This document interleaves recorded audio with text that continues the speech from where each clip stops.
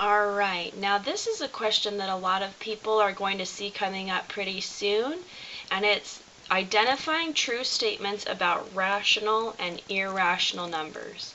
So the first thing I need to do is tell you about what a rational and an irrational number is. Rational numbers, they end. That's one of the most important things. A rational number ends. It can be written as a decimal, it can be written as a fraction. Okay, and pretty much that's your most important fact, is that if you can write this number as a fraction, it's called rational. Because it ends somewhere. Now, and when I say end, if it can be written as a fraction, it's just that, it's a fraction. That doesn't mean that if you write it as a decimal, that the decimal ends. Now the decimal could repeat on and on and on forever, like 1.3 repeating, or even 1.19, and then you repeat both of those. If the decimal repeats, that number can actually be written as a fraction. This number 1.3 repeating is written as 4/3 as a fraction.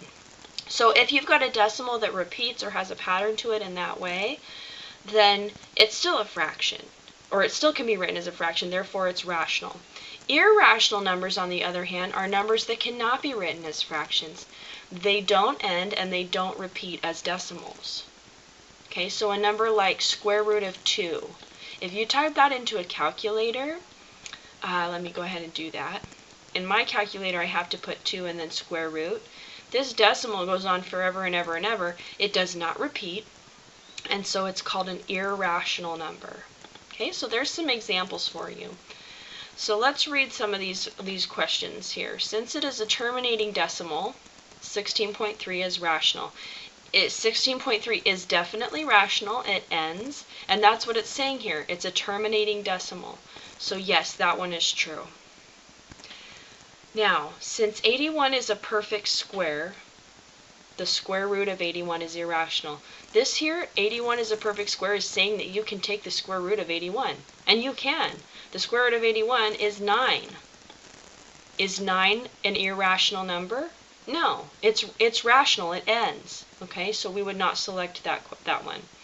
If you can rewrite the number in such a way that it's a fraction or it's an integer, remember 9 over 1 can still be written as a fraction if you like that, 9 over 1. Then we're rational. Since it's a ratio of two integers, 4 over 3 is irrational. No, that word should say rational. 4 over 3 is a rational number. It's the ratio of two integers. Since it's a repeating decimal, 9.36 repeating is rational. Yes, this is what I was talking about over here. You can have repeating decimals and they are rational numbers. So we'll select that one. Since 15 is not a perfect square, the square root of 15 is irrational. That sounds a lot like the square root of 2, doesn't it? Because you can't take the square root of 15 any more than you can take the square root of 2. So the square root of 15 is an irrational number. Now 15 is not irrational, but the square root of 15 is irrational. Okay, now that walks you through a few. It's one step at a time with these. One part of it might be wrong. Maybe not the whole entire thing, but one part is wrong. So be careful. These can be tricky. Good luck on them, and let me know if you need more examples.